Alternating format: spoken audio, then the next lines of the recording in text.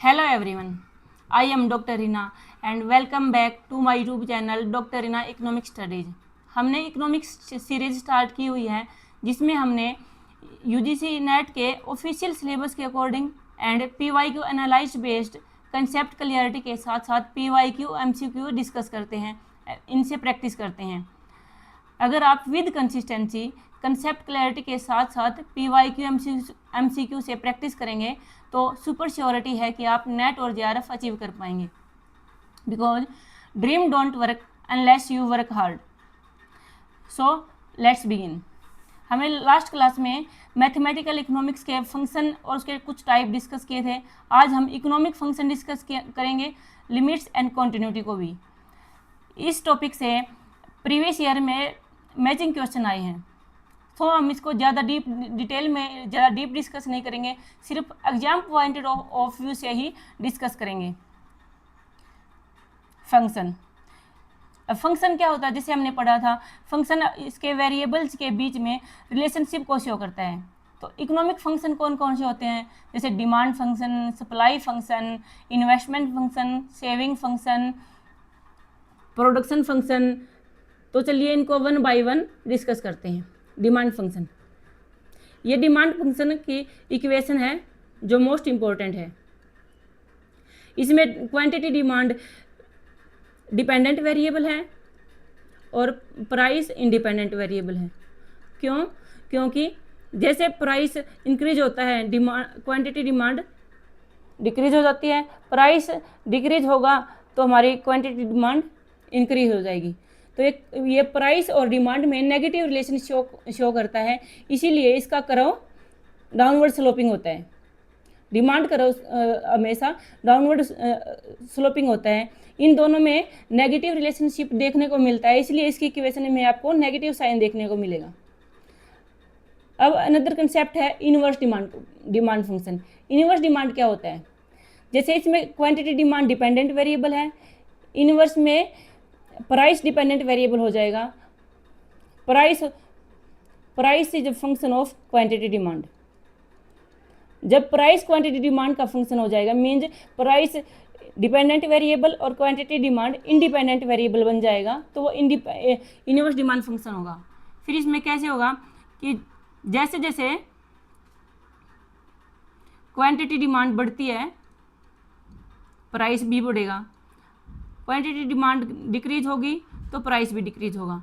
ये इन दोनों में पॉजिटिव रिलेशनशिप दिखाता है, इसको हम इनवर्स डिमांड फंक्शन कहते हैं। नेक्स्ट है सप्लाई फंक्शन। ये सप्लाई फंक्शन इक्वेशन है जिसमें क्यूएस डिपेंडेंट वेरिएबल और प्राइस इंडिपेंडेंट वेरिएबल है। मीन्स जैसे प्राइस इंक्रीज होगा क्वांटिटी सप्लाई इंक्रीज होगी, प्राइस डिक्रीज होगा क्वांटिटी सप्लाई भी डिक्रीज होगी। ये इन दोनों में पॉजिटिव रिलेशन शो करता है, इसलिए इसका ग्राफ भी अपवर्ड स्लोपिंग होता है और इसकी इक्वेशन में पॉजिटिव साइन देखने को मिलता है। जैसे इनवर्स डिमांड फंक्शन होता है वैसे ही इनवर्स सप्लाई फंक्शन भी होता है। इनवर्स सप्लाई फंक्शन में क्या होता है? जैसे इनवर्स डिमांड फंक्शन में क्वांटिटी सप्लाई होती है, quantity supply function of price. Inverse supply function में क्या होगा? Price is a function of quantity supply. जैसे जैसे क्वांटिटी सप्लाई इंक्रीज होगी प्राइस डिक्रीज हो जाएगा, और सप्लाई डिक्रीज होगी तो प्राइस इंक्रीज हो जाएगा। ये इन दोनों में पॉजिटिव नेगेटिव रिलेशन शो करता है, इनवर्स सप्लाई फंक्शन। नेक्स्ट है प्रोडक्शन फंक्शन। प्रोडक्शन फंक्शन क्या होता है? जो मैक्सिमम आउटपुट शो करता है इनपुट से। जैसे अगर हम लेबर और कैपिटल यूज करते हैं, उससे हम मैक्सिमम आउटपुट कैसे प्रोड्यूस कर सकते हैं। अब प्रोडक्शन किसका फंक्शन होता है? जैसे दो है लेबर और कैपिटल हम यूज करते हैं प्रोडक्शन के लिए, तो प्रोडक्शन फंक्शन किसका फंक्शन होगा? लेबर और कैपिटल का। ये अपवर्ड कनकेव होता है, अपवर्ड फ्रॉम ओरिजिन होता है, बिकॉज आउटपुट इंक्रीज जैसे जैसे हम ज़्यादा लेबर लगाएंगे तो हमारा आउटपुट इंक्रीज होगा, लेकिन वो एक डिमिनिशिंग रेट से इंक्रीज होगा, इसीलिए इसका कनकेव स्लोप होगा। इसका कर्व कनकेव होगा, इसीलिए नेक्स्ट है Cobb Douglas production function. Cobb Douglas production function एक होमोजीनियस, ये इसकी इक्वेशन है जो मोस्ट इंपॉर्टेंट है। इससे प्रीवियस ईयर में इसकी इक्वेशन से रिलेटेड कई बार क्वेश्चन पूछे गए हैं। कोप डोगलेस प्रोडक्शन फंक्शन एक होमोजीनियस प्रोडक्शन फंक्शन है जिसकी डिग्री 1 होती है। ये इसकी इक्वेशन है ए अल्फा की पावर ए, एल है लेबर, के है कैपिटल। लेबर की पावर ए और कैपिटल की पावर बीटा। अगर हम ए प्लस बीटा को ऐड करते हैं तो अगर वो ए 1 के इक्वल होगा तो ये कांस्टेंट रिटर्न को शो करेगा। अगर ये लेस देन 1 होगा तो ये लो ऑफ डिमिनिशिंग मार्जिनल रिटर्न को शो करेगा। अगर ये ग्रेटर देन 1 है तो ये इंक्रीजिंग रिटर्न को शो करेगा। अब है CES प्रोडक्शन फंक्शन।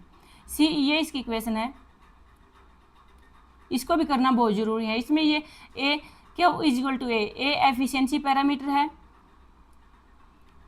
और यहाँ पे सिग्मा सब्स्टिट्यूटिव पैरामीटर है,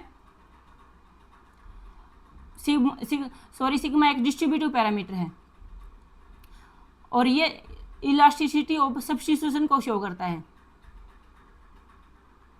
इसमें कोप डोगलेस प्रोडक्शन में इलास्टिसिटी ऑफ सब्स्टिट्यूशन 1 के इक्वल होती है, जबकि CES में जरूरी नहीं कि ये 1 के इक्वल हो। अनदर है total cost function. Total cost जैसे जैसे आउटपुट बढ़ता है टोटल कॉस्ट भी इंक्रीज होती जाती है। जैसे इस कर्व से हो रहा है, जैसे जैसे आउटपुट बढ़ता जा रहा है हमारी टोटल कॉस्ट भी बढ़ती जा रही है और ये हमेशा फिक्स कॉस्ट से स्टार्ट होती है। क्यों? क्योंकि टोटल कॉस्ट किसके इक्वल होता है? टोटल फिक्स कॉस्ट के प्लस टोटल वेरिएबल कॉस्ट के। तो इसीलिए टोटल कॉस्ट हमेशा टोटल फिक्स कॉस्ट से स्टार्ट होती है, क्योंकि जब हम प्रोडक्शन स्टार्टिंग में टोटल वेरिएबल कॉस्ट नहीं होती लेकिन टोटल फिक्स कॉस्ट हमेशा रहती है। इसीलिए टोटल कॉस्ट कर्व हमेशा TFC से स्टार्ट होता है। रेवेन्यू फंक्शन, रेवेन्यू किसका फंक्शन है? आउटपुट का। जैसे इस कर्व से शो हो रहा है कि टोटल रेवेन्यू फर्स्ट राइज होगा देन फॉल होगा, पहले राइज होगा उसके बाद ये फॉल होना स्टार्ट हो जाएगा। तो ये इन्वर्टेड यू शेप होता है मोनोपोली में। मोनोपोली में इन्वर्टेड यू शेप शो करेगा। और हमारा प्रॉफिट मैक्सिमम कब होगा? जब MR is equal to MC होगा।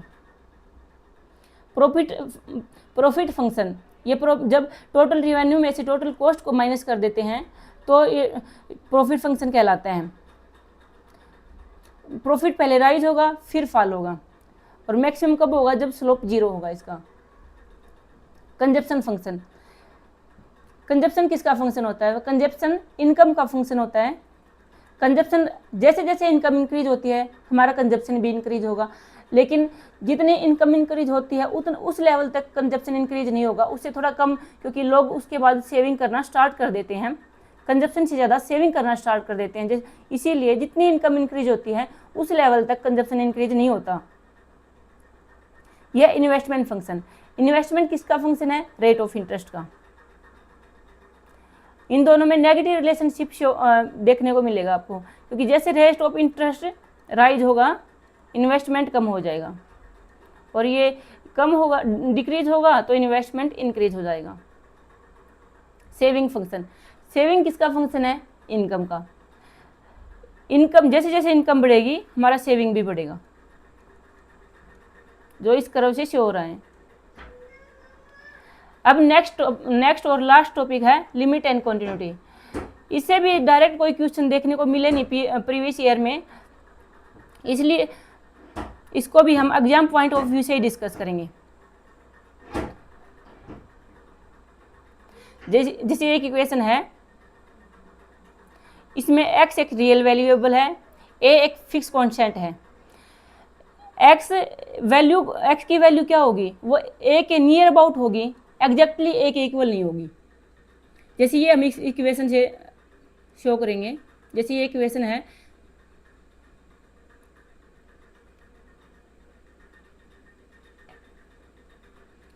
fx is equal to 2x + 3।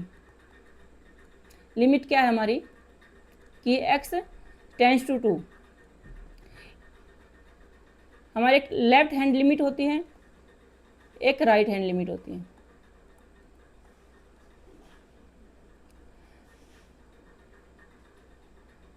जैसे एक स्ट्रेट लाइन है, इसके मिड में 0 होता है, इस साइड सारे पॉजिटिव पॉइंट होते हैं, इस साइड नेगेटिव पॉइंट होते हैं। इसलिए लेफ्ट हैंड लिमिट में हम x टेंस टू 2 माइनस लिखेंगे। इसमें लिमिट में क्या होता है, x 2 के एग्जैक्ट इक्वल नहीं होता, इसके नियर अबाउट होता है, इसलिए हम इसमें x इज इक्वल टू 2 नहीं लिखेंगे।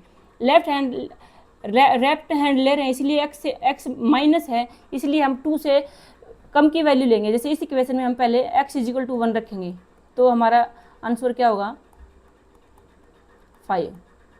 अगर हम x इज इक्वल टू 1.5 रखेंगे तो हमारा आंसर होगा 6, और x इज इक्वल 2 रख देते हैं तो हमारा आंसर होगा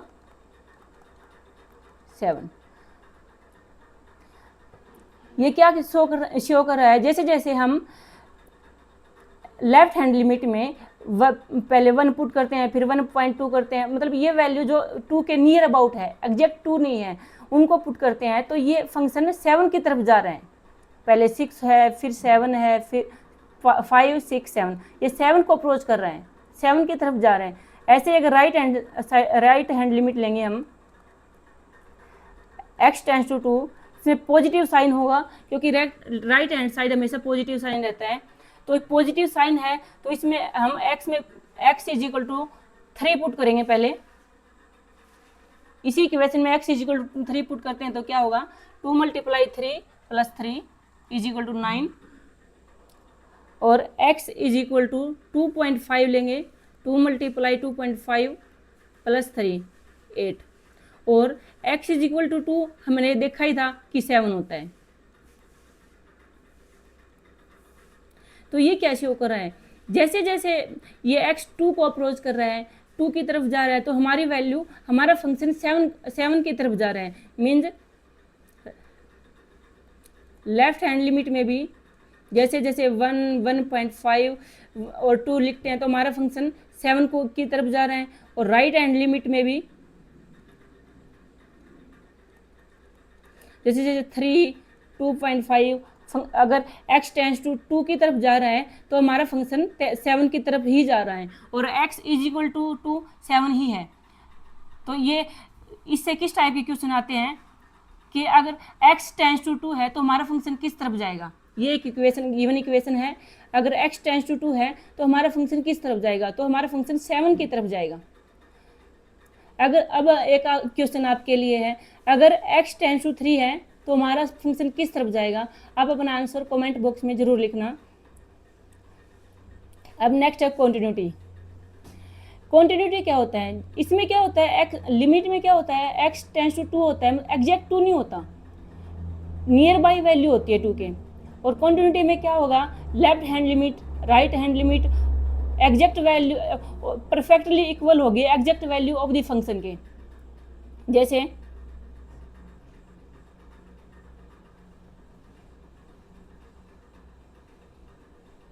लेफ्ट हैंड लिमिट है f(x) is equal to 6x - 1,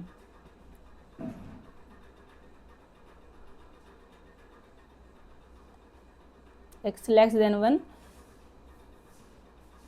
x tends to 1। Right hand limit है x tends to 1, f(x) is equal to 4x + 1, x greater than 1 होगा इसमें, और x इज इक्वल टू 1 है तो वैल्यू हमारी 5 है। तो चलिए इसमें क्या एग्जैक्ट इक्वल होता है x, तो इसलिए हम जैसे लेफ्ट हैंड लिमिट के लिए x लेफ्ट हैंड लिमिट के लिए x is equal to 1, left hand limit equation में x is equal to 1 put करते हैं तो 6 × 1 - 1, तो हमारा आंसर 5 होगा। और राइट हैंड लिमिट में भी हम x is equal to 1 put करेंगे, 4 × 1 + 1, तो हमारा आंसर 5 होगा। और x is equal to 1 5 given है, तो ये क्या शो कर रहा है कि लेफ्ट हैंड लिमिट अगर right hand limit and exact value of function equal है तो ये एक कॉन्टिन्यूटी को शो कर रहे हैं। तो चलिए अब इस टॉपिक से रिलेटेड कुछ पीवाईक्यू बेस्ड एमसीक्यू करते हैं। पीवाईक्यू तो बस इसमें मैचिंग ही था, बाकी हम इसके एमसीक्यू रेज कर सकते हैं। तो फंक्शन क्या है, फंक्शन एक कॉन्टिन्यूस फंक्शन कब होगा, at x is to a।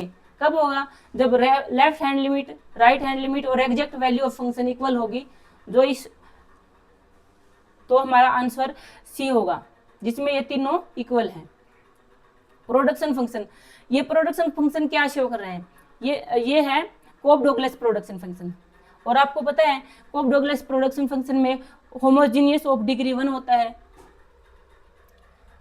Next question है कि in Cobb Douglas production function q is equal to a k की power a small a l की power b degree of homogeneity. तो इसमें degree of homogeneity कितनी है, हम इनकी k और l की पावर को मिक्स ऐड कर देंगे a प्लस b, तो हमारा आंसर होगा फर्स्ट।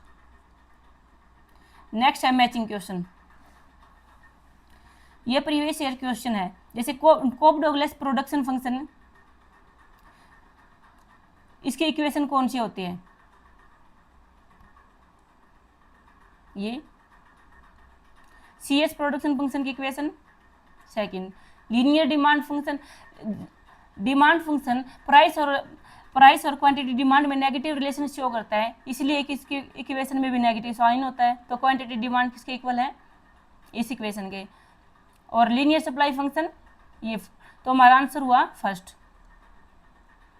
अनदर है, अब ये भी मैचिंग क्वेश्चन है, Cobb Douglas production function, CES production function, investment and linear demand function. Cobb Douglas production function हमने जैसे डिस्कस किया था कि इलास्टिसिटी ऑफ सब्स्टिट्यूशन 1 होता है, तो ए का आंसर हुआ फर्स्ट। CES में जरूरी नहीं कि वो 1 के इक्वल होगा, तो ये इसका आंसर हुआ सेकंड। और इन्वेस्टमेंट फंक्शन किसका होता है, रेट ऑफ इंटरेस्ट का। ये रेट ऑफ इंटरेस्ट और इन्वेस्टमेंट में नेगेटिव रिलेशन शो करता है, तो इसका आंसर हुआ थर्ड। और linear demand function negative slope होता है, तो ये मैच करेगा फोर्थ से, तो हमारा आंसर होगा फर्स्ट। आज की क्लास में इतना ही, मिलते हैं कल मैथमेटिकल इकोनॉमिक्स के नेक्स्ट इंपॉर्टेंट कंसेप्ट के साथ। Thank you.